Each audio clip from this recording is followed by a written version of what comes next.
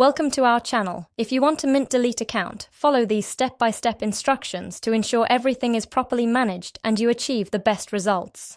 Step 1. Log into your account using your credentials. Make sure you have access to the email address associated with your account for confirmation purposes. Step 2. Navigate to the account settings or preferences section. Look for options related to account management or subscription settings. Step 3. Find the option to close, delete, or cancel your account or subscription. This may be under account settings, billing, or subscription management. Step 4. Review any important information about account closure. Understand what data will be deleted and what will be retained according to the privacy policy. Step 5. If you have any active subscriptions or pending transactions, make sure to resolve these first. Cancel any recurring payments to avoid future charges. Step 6. Follow the prompts to confirm your decision. You may be asked to provide a reason for closure or complete a brief survey. Step 7. Complete any final verification steps required.